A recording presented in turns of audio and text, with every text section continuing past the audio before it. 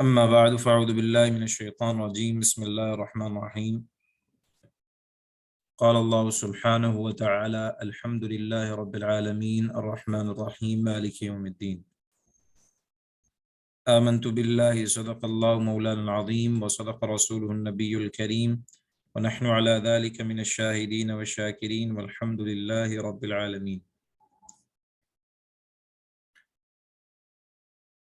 ہم نے قرآن کریم کی ابتدائی باتیں سمجھ لی ہیں، پڑھ لی ہیں، اور اب اس کے بعد ہم سورہ فاتحہ شروع کرنے جا رہے ہیں۔ تو آج سورہ فاتحہ کی ابتدائی باتیں ہم پڑھیں گے، سنیں گے۔ اللہ تبارک و تعالیٰ سے دعا ہے کہ اللہ تبارک و تعالیٰ مجھے صحیح بات کہنے، آپ کو سننے اور ہم سب کو عمل کرنے کی توفیق نصیب فرمائے۔ سورۃ الفاتحہ قرآن کریم کی پہلی سورت ہے اور یہ ترتیب کے لحاظ سے پہلی سورت ہے۔ قرآن کریم کی جو ترتیب نزولی ہے، یعنی قرآن کریم جس ترتیب سے نازل ہوا ہے اس ترتیب سے پورا قرآن کریم ہمارے سامنے موجود نہیں ہے، بلکہ قرآن کریم کی نزولی ترتیب اور قرآن کریم کی موجودہ ترتیب یہ دونوں مختلف ہیں۔ ایک بات تو یہ ہو گئی۔ دوسری بات یہ کہ جو قرآن کریم کی جو سورتوں کی ترتیب ہے یہ بھی بالکل جیسے قرآن کریم کی نزول کی ترتیب ہے اس سے مختلف تو ہے، لیکن آپ علیہ الصلوۃ والسلام نے فرمایا کہ اس کو اس طرح رکھنا ہے، اس سورت کو پہلے رکھیں، اس سورت کو اس کے بعد میں رکھیں، اس سورت کو اس کے بعد میں رکھیں۔ یعنی یہ قرآن کریم کی موجودہ ترتیب بھی جو ہمارے سامنے ہے یہ بھی جناب نبی علیہ الصلوۃ والسلام کی طرف سے بتلائی گئی ہے۔ پہلی بات یہ ہو گئی ہے قرآن کریم کی جو موجودہ ترتیب ہے وہ ترتیب نزولی نہیں ہے۔ دوسری بات یہ کہ جو موجودہ ترتیب بھی ہے وہ بھی جناب نبی علیہ الصلوۃ والسلام کی بتلائی بھی ترتیب ہے، کسی صحابی کی، بزرگ کی یا کسی بادشاہ کی بنائی بھی ترتیب نہیں۔ یہ بھی ترتیب جس کو کہتے ہیں منسوسی ہے۔ منسوسی کا مطلب یہ کہ یہ ہمیں بتلائی گئی ہے اللہ تبارک و تعالیٰ کی طرف سے جناب نبی علیہ الصلوۃ والسلام کے ذریعے۔ ٹھیک ہے، یہ بات ہو گئی۔ اب قرآن کریم کی جیسے پہلی سورت سورۃ الفاتحہ ہے، اس طرح پہلی مکمل نازل ہونے والی سورت بھی سورۃ الفاتحہ ہے، اور اس کے ساتھ ساتھ قرآن کریم کی ابتدائی جو سورتیں نازل ہوئیں اس میں سورۃ الفاتحہ ہے۔ یعنی قرآن کریم کی جہاں پہلی سورت سورۃ الفاتحہ ہے وہاں پہلی مکمل سورت جو نازل ہوئی وہ بھی سورۃ الفاتحہ۔ یعنی اس کا مقصد یہ کہ اس سے پہلے جو چیزیں نازل ہوئیں قرآن کریم کی وہ مکمل کوئی صورت نازل نہیں ہوئی۔ ہاں البتہ ایسا ضرور ہوا کہ دوسری جو صورتیں نازل ہوئیں وہ کچھ آیتیں مختلف صورتوں کی نازل ہوئی۔ اس صورت کے اندر کیا بات ہے کہ اس کو اللہ تبارک و تعالیٰ نے نماز کی ہر رکعت میں ضروری اور واجب قرار دیا۔ فرمایا کہ لا صلاۃ لمن لا فاتحۃ الکتاب، جس نے سورہ فاتحہ نہیں پڑھی اس کی نماز ہی نہیں ہوئی۔ تو اتنی عظیم صورت ہے مفہوم اور معانی کے اعتبار سے کہ ہر نماز کی ہر رکعت میں آپ کو اس کو پڑھنا ہے۔ اب آپ اس سے اندازہ لگا لیجئے کہ ہم سمجھتے ہیں کہ بھئی ہمیں قرآن کریم کا ترجمہ یا مفہوم آنا چاہیے، اور خاص طور پہ قرآن کریم کے ترجمے کا وہ حصہ جو ہم نماز میں پڑھتے ہیں وہ مجھے اور آپ کو پتہ ہونا چاہیے۔ تو اس سے کیا فائدہ ہوگا کہ جب میں نماز پڑھ رہا ہوں گا، آپ نماز پڑھ رہے ہوں گے تو آپ کو پتہ ہوگا کہ آپ اپنے رب سے کیا مانگ رہے ہیں، بات کیا کر رہے ہیں۔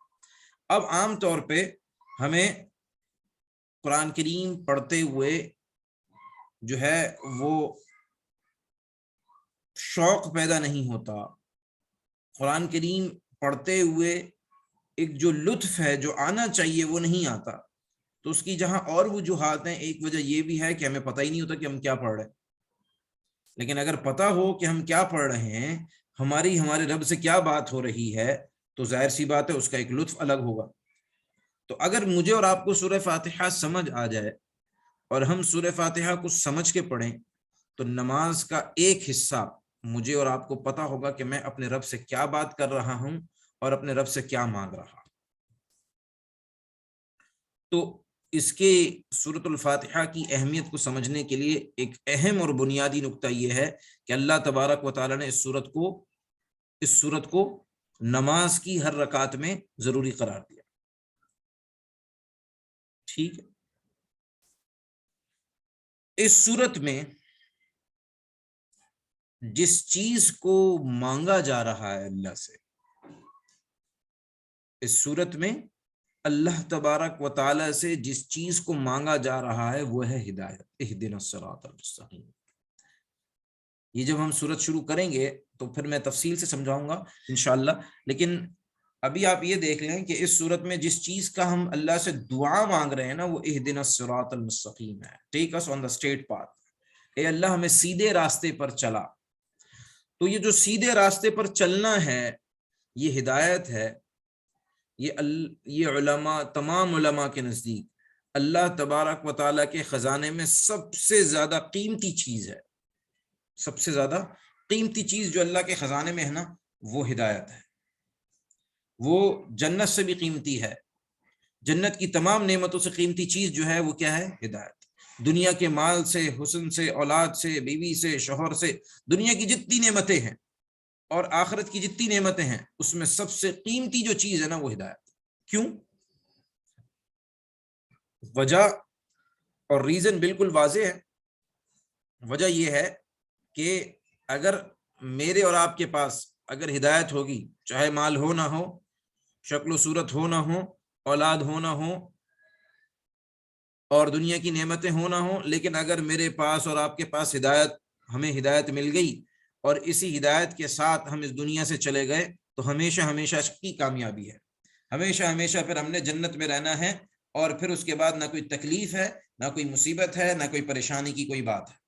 لیکن اللہ نہ کرے ہم میں سے کوئی یا کوئی بھی انسان اس دنیا کا، چاہے کوئی بھی کافر ہو، اگر وہ اس دنیا سے ہدایت کے بغیر چلے گیا تو چاہے وہ خوبصورت ہو، اس کے پاس دنیا کی ساری نعمتیں ہوں، مال ہو، دولت ہو، جو کچھ نعمتیں ہم امیجن کر سکتے ہیں، سوچ سکتے ہیں، وہ تمام نعمتیں اس کے پاس ہوں، لیکن اگر وہ ہدایت کے بغیر اس دنیا سے چلے گیا تو ہمیشہ ہمیشہ کے لیے وہ جہنم کی آگ کا ایندھن بنے گا اور ہمیشہ ہمیشہ اس آگ میں جلے گا.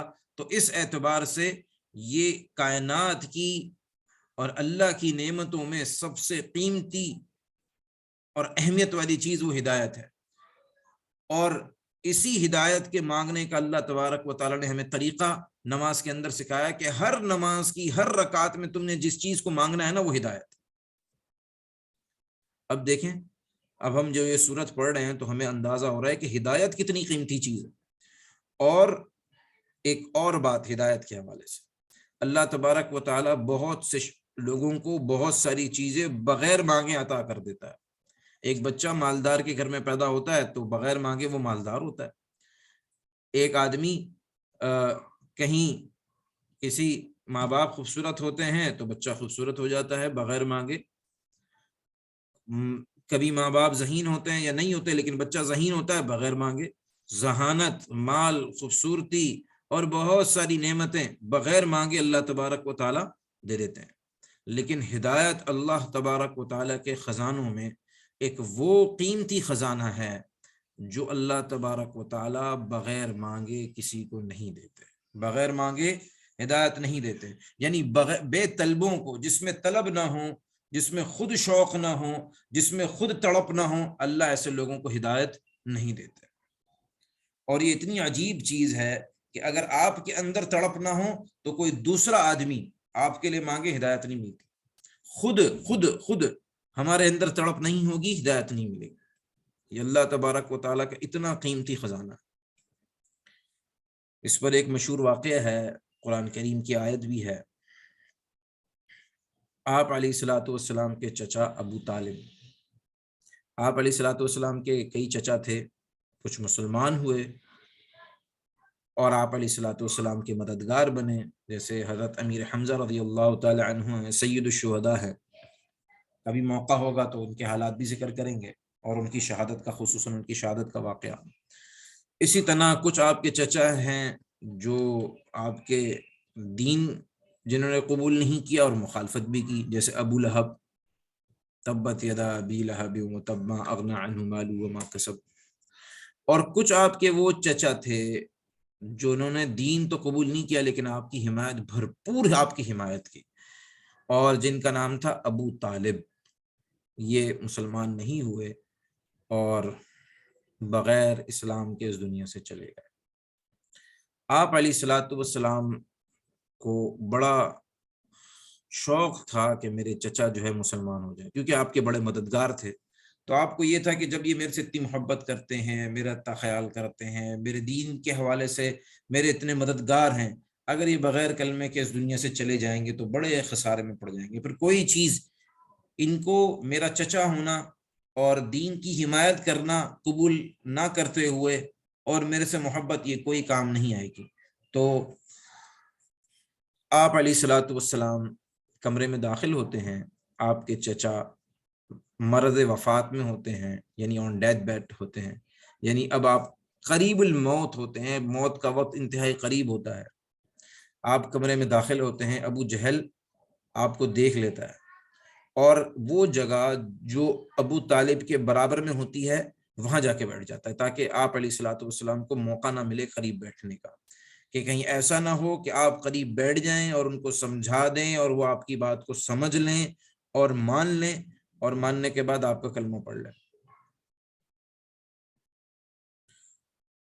آپ علیہ الصلوۃ والسلام کو جگہ نہیں ملتی ان کے قریب، آپ ان کے پاؤں کے قریب اور پہلو کے قریب بیٹھ جاتے ہیں اور آپ کوشش کرتے ہیں کہ کسی طریقے سے یہ کلمہ پڑھ لیں،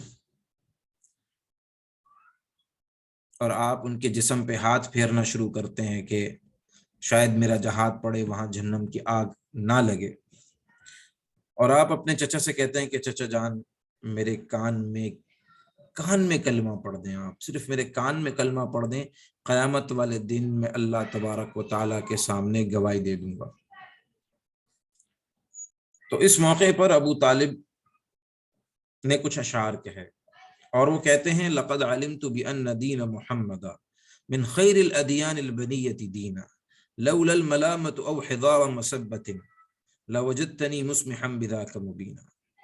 انہوں نے کہا کہ مجھے پتا ہے اس روئے زمین پر میرے بھتیجے سے بہتر کسی کا دین نہیں ہے، لیکن بات یہ ہے کہ اگر میں نے موت کے وقت اس کے دین کو تسلیم کر لیا تو لوگ کہیں گے کہ موت کے ڈر سے آبا و اجداد کے دین کو چھوڑ دیا، اس ملامت کے ڈر سے میں تمہارے دین کو نہیں قبول کرتا. تو اس پر جو جملہ مورخین نے لکھا ہے وہ جملہ سننے کے قابل ہے، فاختار النار علی العار. انہوں نے لوگوں کی عار کو، یعنی لوگ کہتے ہیں کہ دیکھو ڈر گیا، دیکھو ڈر گیا، اس عار کو برداشت نہیں کیا، لیکن جہنم کی آگ کو ہمیشہ کے لیے برداشت کر لیا. تو آج میرا اور آپ کا معاملہ بھی یہی ہے کہ ہم بہت سارے گناہ اور بہت ساری نیکیاں اس وجہ سے نہیں کرتے کہ لوگ کیا بولیں گے، لوگ کیا بولیں گے. تو ابو طالب کے معاملے میں میرے اور آپ کے لیے بڑا سبق یہ ہے کہ اگر ہم یہ ڈرتے رہے کہ لوگ کیا بولیں گے، لوگ کیا بولیں گے، تو جہنم پھر اللہ نہ کرے ہمارا کہیں مقدر نہ بن جائے. ہمیں یہ چاہیے کہ میرا رب کیا کیا چاہتا ہے اور میرے دل کی میرا ضمیر کیا چاہتا ہے. جب میرا ضمیر اس بات پر مجھے مجبور کر رہا ہے کہ میں یہ دین کا کام کروں، میں اپنی شکل جناب نبی علیہ الصلوۃ والسلام کی طرح بناؤں، میں اس طرح پردہ کروں جس طرح جناب نبی علیہ الصلوۃ والسلام نے کہا ہے، ان کے احکامات پر عمل کروں، لیکن لوگ کیا کہیں گے، لوگوں نے کیا کہنا ہے، لوگوں نے کیا کہنا ہے. لوگوں نے تو نعوذ باللہ، اللہ ہمیں معاف کرے، لوگوں نے تو بھول جانا ہے. جتنے اگر آپ یہ سمجھتے ہیں کہ مرنے کے بعد ہمیں کوئی یاد کرے گا، تو آپ یہ دیکھ لیں کہ جو ہم سے پہلے مرے ان کو ہم کتنا یاد کرتے ہیں. تو ہم بھی یاد نہیں کرتے اور کسی نے بھی ہمیں یاد نہیں کرنا. یہ دنیا اتنی خود غرض ہے کہ جس کے لیے آپ ساری زندگی لگا دیں، اس نے آپ کو مرنے کے چند روز کے بعد بھی یاد نہیں کرنا، جیسے ہم نے کیا ہے. ٹھیک ہو گیا. تو اللہ تبارک و تعالی نے فرمایا، جب یہ معاملہ ہوا ابو طالب کا، اللہ تبارک و تعالی نے فرمایا کہ انک لا تہدی من احببت ولکن اللہ یہدی من یشاء، کہ اے نبی آپ ہر اس شخص کو ہدایت نہیں دے سکتے جس کو آپ چاہیں، جس کو ہم چاہیں گے ہم اس کو ہدایت دیں گے. یعنی نبی کا مقام بہت اونچا ہے، بہت اونچا مقام ہے، لیکن اللہ فرماتے ہیں کہ ہم خدا ہے، رب ہے، اس کا مقابلہ کوئی نہیں کر سکتا۔ اگر اس بندے میں خود طلب نہیں ہوگی، آپ کے شوق سے اس کو ہدایت نہیں ملے گی، اس بندے کے اندر خود طلب ہونی چاہیے۔ تو اب میں نے یہ ابو طالب کا واقعہ اور یہ ساری پوری تفصیل کیوں ذکر کی؟ اہدنا الصراط المستقیم کی وجہ سے ذکر کی کہ اس صورت میں جو چیز ہم نے سیکھنی ہے وہ یہ ہے کہ سب سے قیمتی چیز اللہ کے خزانے کے اندر وہ صراط المستقیم ہے، وہ سیدھے راستے کی دعا ہے، اور یہ دعا اتنی اہمیت کی حامل ہے، اتنی اس کی امپورٹنس ہے کہ ہر نماز کی ہر رکعت میں آپ نے کبھی سورت پڑھنی ہے، کبھی نہیں پڑھنی، لیکن سورۃ الفاتحہ پڑھنی ہی پڑھنی ہے، اور اس کی یہ آیت پڑھنی ہی پڑھنی۔ آپ علیہ الصلوۃ والسلام نے فرمایا کہ میرے اوپر ایک ایسی سورت نازل ہوئی ہے کہ ایسی سورت نہ تورات میں ہے، نہ زبور میں ہے، نہ انجیل میں ہے، اور پھر فرمایا کہ وہ سورۃ الفاتحہ ہے، سورۃ الفاتحہ۔ اس سورت کے اندر جو چیز مانگی گئی ہے وہ کیا ہے؟ اہدنا الصراط المستقیم ہے۔ اس سے پہلے کیا چیز ہے؟ الحمدللہ رب العالمین الرحمن الرحیم مالک یوم الدین ایاک نعبد و ایاک نستعین۔ 4 آیتوں میں اللہ کی تعریف ہے، اللہ کی قدرت کا اعتراف ہے، اور اپنا اور خود بندہ اس بات کا اعتراف کرتا ہے کہ یا اللہ میں تیری ہی عبادت کرتا ہوں، تو صحیح مدد مانگتا ہوں، تو ہی میرا کارساز ہے۔ الفاظ کی تشریح تو جب ہم پڑھیں گے تب کریں گے، لیکن یہاں پر بنیادی طور پر ہمیں دعا مانگنے کا ایک سلیقہ اور طریقہ سکھایا جا رہا ہے کہ اللہ کی ذات سے مانگنے کا بہترین طریقہ یہ ہے کہ پہلے اللہ کی تعریف کی جائے، اللہ کی تعریف کی جائے، اور اللہ کی طاقت کا اعتراف کیا جائے کہ آدمی کہے کہ یا اللہ آپ ہی سب کچھ ہیں، جو کچھ کرتے ہیں وہ آپ کی ذات ہے، آپ کی ذات کے بغیر اس دنیا اس کائنات میں کوئی پتا اپنے درخت سے نہیں گر سکتا۔ تو یہ دعا کا سلیقہ اور طریقہ بھی سکھایا۔ اس سورت کے مختلف نام ہیں، ایک اس کا نام سورۃ الحمد ہے، سورۃ الحمد۔ سورۃ الحمد کیوں کہتے ہیں اس کو؟ اس لیے کہ اس کی ابتدا لفظ الحمد کے ساتھ ہوتی ہے۔ دوسرا اس کا نام فاتحہ ہے، الفاتحہ۔ فاتحہ کسے کہتے ہیں؟ فاتحہ کہتے ہیں کھلنے والی چیز کو، یعنی جب آپ قرآن کریم کھولتے ہیں تو قرآن کریم کے کھولتے وقت جو سورت آپ کے سب سے پہلے آپ کے سامنے آتی ہے وہ سورۃ الفاتحہ ہے۔ تو فاتحہ کا مطلب کھولنے والی چیز، یعنی ہم قرآن کریم کی ابتدا سورۃ الفاتحہ سے ہوتی ہے، اس وجہ سے اس کو فاتحہ کہتے ہیں۔ تو اس کا نام الحمد بھی ہے، سورۃ الحمد بھی ہے، اور سورۃ الفاتحہ بھی ہے، اور اسی طرح اس کو فاتحۃ الکتاب یعنی قرآن کریم اور فاتحۃ القرآن بھی کہا جاتا ہے۔ اسی طرح اس سورت کا نام ام الکتاب ہے، ام الکتاب، کتابوں کی ماں، پوری کتاب کی ماں اگر اردو میں ترجمہ کرے، لیکن عربی میں ام کا مطلب صرف ماں نہیں ہوتا، ام کا مطلب پورا خلاصہ ہوتا ہے۔ سورۃ الفاتحہ پورے قرآن کریم کا خلاصہ ہے، سورۃ الفاتحہ پورے قرآن کریم کا خلاصہ ہے۔ حسن بصری ایک بڑے تابعی گزرے ہیں، تابعی کسے کہتے ہیں؟ تابعی اس شخص کو کہتے ہیں جس نے صحابی کو دیکھا۔ اب دیکھیے اس کی تھوڑی سی ترتیب آپ کو بتا دیتا ہوں۔ جس نے جناب نبی علیہ الصلوۃ والسلام کو دیکھا وہ صحابی، جس نے صحابی کو دیکھا وہ تابعی، اور جس نے تابعی کو دیکھا وہ تبع تابعی۔ اب ذرا اندازہ لگائیے کہ نبی کی شان کتنی اونچی ہے کہ جس شخص نے اسلام کی حالت میں نبی کو دیکھ لیا ایک مرتبہ، چاہے زندگی میں ایک مرتبہ دیکھا، اور اسلام کی حالت میں اس کی موت آ گئی، یہ شخص، یہ جس نے، آپ یوں کہہ دیں کہ جس نے جناب نبی علیہ الصلوۃ والسلام کی صحبت اٹھا لی زندگی میں ایک مرتبہ، اور اسلام کی حالت میں وہ صحبت اٹھائی، اسلام کی حالت میں اس کا انتقال ہوا، ایسا شخص صحابی ہے۔ اور صحابی کا مقام اتنا اونچا ہے کہ بعد میں آنے والے جتنے لوگ ہیں وہ اس کے مقام تک نہیں پہنچ سکتے۔ صحابی کو جس نے دیکھ لیا ایمان کی حالت میں اس کا انتقال ہوتا ہے، وہ ہے تابعی، اور جس نے تابعی کو دیکھا وہ ہے تبع تابعی۔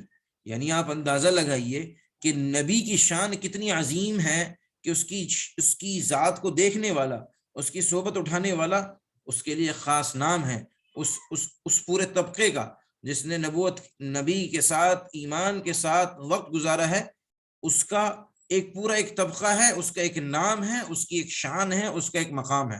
اور بعد والے لوگ اس مقام تک نہیں پہنچ سکتے۔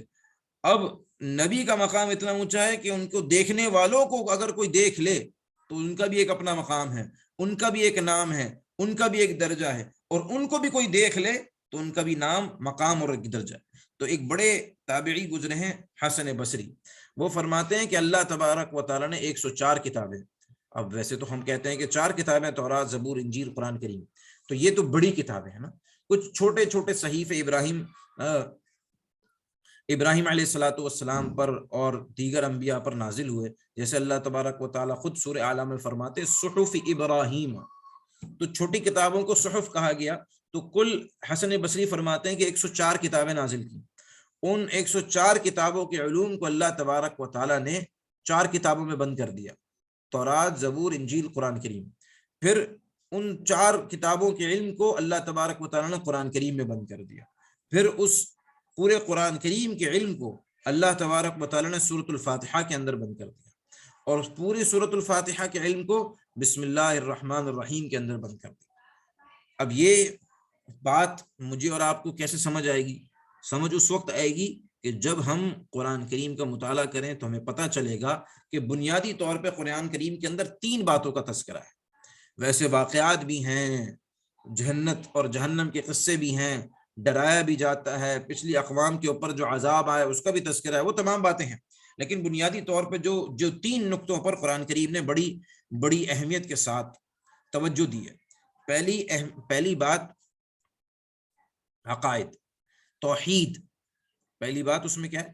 یعنی قرآن کریم کے 3 بنیادی نقطے ہیں جس پہ پورے قرآن کریم میں بات کی گئی ہے۔ پہلا نقطہ توحید باری تعالیٰ، کہ اللہ تبارک و تعالیٰ کو ایک جاننا، یہ قرآن کریم کا پہلا نقطہ ہے۔